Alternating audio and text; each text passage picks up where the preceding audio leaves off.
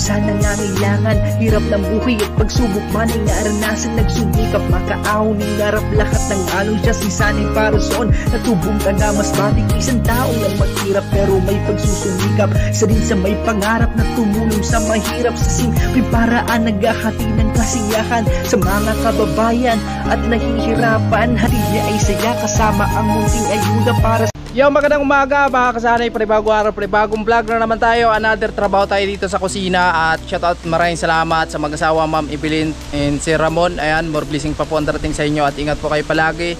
At sa lahat ng lecture ng blessing dito sa bahay, maraming salamat. At shoutout po sa Team Paway, lalo kay Kuya Nuli. At ayan, maraming salamat din pala kay Kuya Rolando and Ate Helen, Kuya Obet and Ate Erlinda. Ayan, good morning po sa inyo dyan at ingat po kayo palagi. At gabayan po tayo sa lahat ng oras na ating ginagawa. Ayan, at ayan, let's go tayo sa mga kasali sa ating gagawin ngayon. At syempre nandito na po si Jeremy. Yo, what's up? Good morning mga kasane. Ayan, so Simulan na naman tayo dito. simulan na naman. At ito po yung gagawin namin ngayon. Kasi mabilis lang naman to mag-sintada mga kasali. Kasi dalawang patong na lang po yan. At pupurmahan po namin yung poste, no, para diretso na. At syempre makabakal na tayo dito sa beam mga kasani. At meron na po tayong bakal, naka-ready na po yan. Tapos yung buhangin po ay nag-order na din tayo mga kasani. At yung simento, order pa rin tayo mga kasani, no? Pagka natapos na tayo dito sa bakal tapos forma, no? Kasi pag bumili agad tayo ng simento, pag na-stack dito, tapos yung panahon po ay pabugso-bugso, baka mamaya ay tumigas yung simento natin, so hindi na natin magamit, no? So ayan, let's go kami. Let's go. Yun. Go. At para makabubong na tayo. At may isang poste tayo doon sa kanto na bubuhusan. At ito po ay pupurmahan po natin para mabuhusan ng mga kasani. At ito yung bitana natin sa guest room. Ayan, grabe. Ayan po. Yan, salamat talaga sa mag-asawa Ma'am Evelyn tapos kay Sir Ramon. Ayan, grabe, maganda na po yung kusina namin. At syempre may guest room pa tayo. Ayan, syempre pag meron tayong bisita, so meron po silang kwarto mga kasani. At si Inday po ay nandun pa sa loob mga kasani. At pinapatulog po yung baby namin kasi hindi magpaiwan pag hindi natutulog, no? Ayan, so kami lang muna ang gagawa ngayon yung Jeremy kasi nandito naman yung forma. Yan, tinanggal ko na yung mga kahoy doon sa labas na ginawa naming patungan para mailipat namin dito. So ito yun, me. So ang gagamitin natin na forma. Ayan. Ano natin? Pagsakan ka.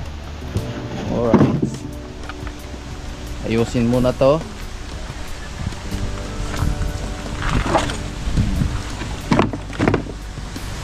Ay na mga kasalay, tapos na kami magporma at magpuhos na kami ngayon ni Jeremy.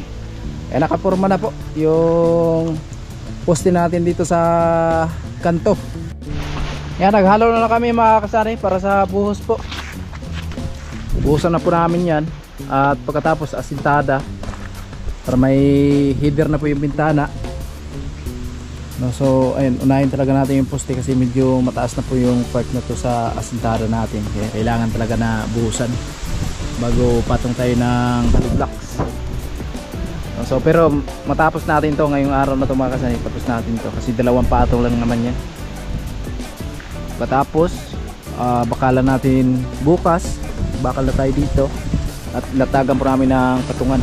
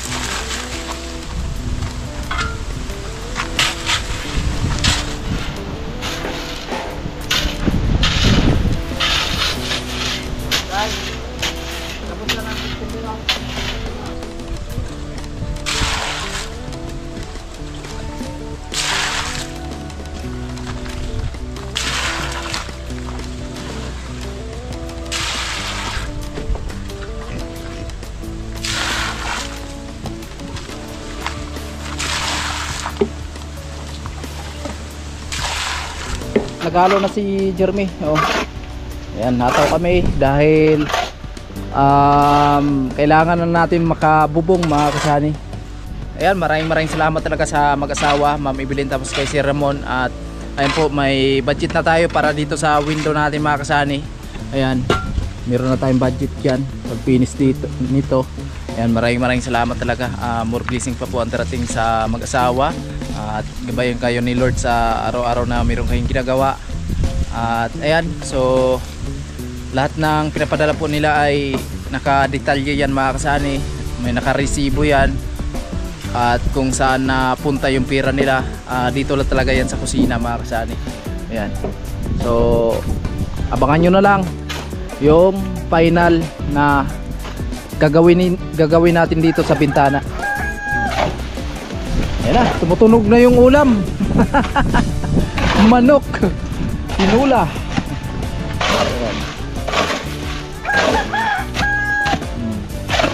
Magtinula. Sarap yan, manok. Ayan po, halo. At para matapos na yung poste mga kasani, post na tayo. Unang hula. Ang lumabas, ano yun, bingo? Rangkits. Halo, rangkits. Halo.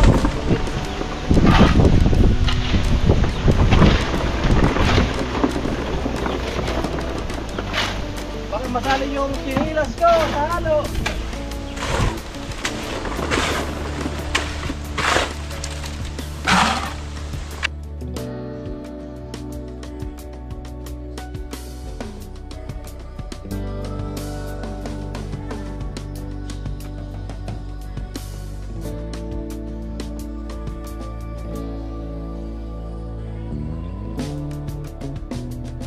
Ayun, tapos na kami magbuhos mga kasani. At syempre ipapatuloy po natin yung asintada natin dito sa guest room natin. At ayan, naghalo na kami para sa pang asintada. Ayun si Jeremy.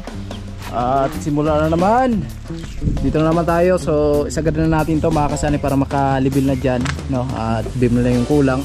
At para yung kulang dito sa buhos natin sa poste is madagdagan na natin mga kasani. Isagad na natin to. At yung header sa bintana, malagyan na natin yan. Okay, simula na naman kami. At nagpahinga lang kami dahil nalanghalian kami. So pagkatapos kunting pahinga, alauna, balik na naman kami sa aming trabaho.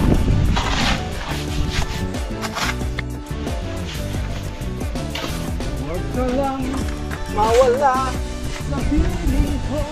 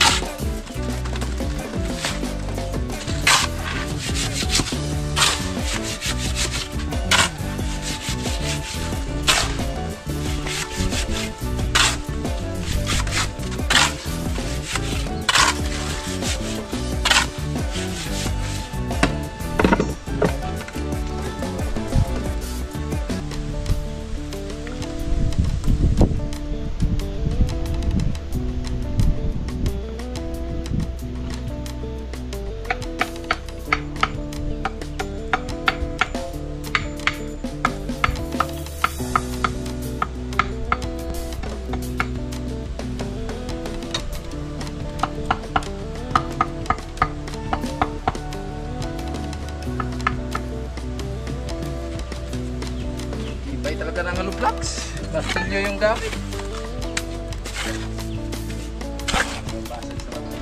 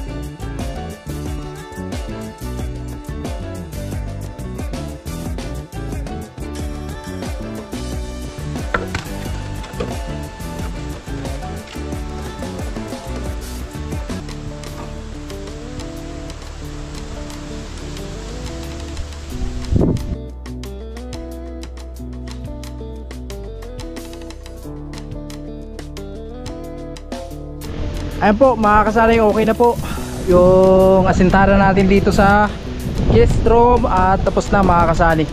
At meron na tayong bintana, may header na. Ayan. May header na ang bintana sa guest room. Ayan po. Tatanggalin po natin yung mga halo-halo na yan. Wow. Anong masasabi mo May sa guest room? Ang ganda. Ganda na. Wala pa nga yung bubong pero maganda na tingnan. Oo. Lalo na pag may bubong na yan, no? Ayan po, mga kasali. Wow.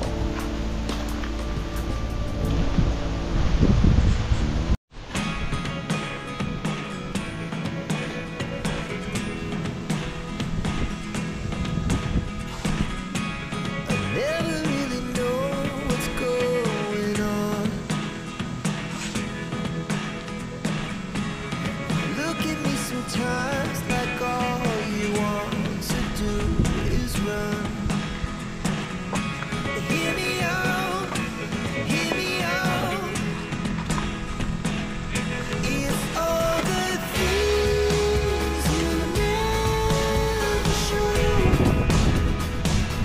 there are the things I want to know. Secret stars.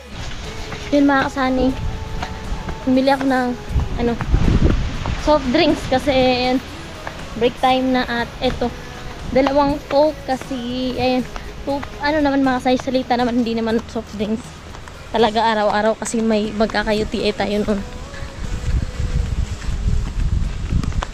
At ayan na, yun mga kasani yung bahay namin kapag dito pa lang oh. So ayan, super ganda na.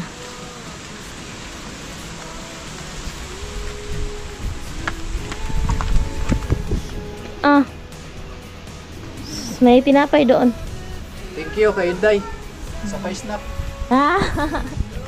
Siyempre, thank you kay Ma'am Evelyn and kay Sir Ramon. Ayan. Dahil sa kanila, kaya tayo merong ganito. Siyempre, kay Kuya Rolando and Ate Helen and kay Kuya Obet and Ate Erlinda. So, yun mga kasani, ito na po yung natapos nila sa araw na to. So, yun mga kasani. Ayan. Okay na. Yung pangalawang bintana natin dito sa ating guest room. So ang sukat ng bintana na ito mga kasani ay kagaya lang ng bintana namin dito. Ayan. Yung isa kasi doon malaki talaga yun mga kasani kasi basta may plano po kami doon, abangan na lang. So on kapag meron na tayong basta abangan na lang kung ano yung magiging plano doon. Ito, ayan na. Beam na lang yung kulang mga kasani. Bukas na sila magsisimula kasi 3:30 na ng hapon. Bukas na sila magsisimula sa ng mga bakal para sa taas. At ito, nabuhusan na rin yung poste na hindi pa nabuhusan na nabuhusan na mga kasani. At ayan. Ayan na. Okay na, wala nang asintadahan pa mga kasani kasi tapos na lahat ang asintada. Beam na lang talaga yung kulang.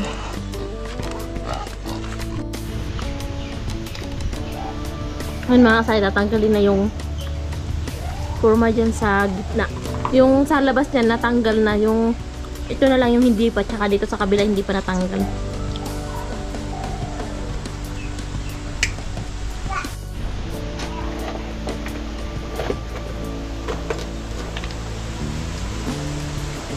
Ayan na, buksan na ang kahon. Oh! Alright, okay. Okay pa sa alright. Saan? Para malinis na, wala nang yun na lang yung natira, yan na lang yung kanto ititira kasi kanina lang yan nabuhusan.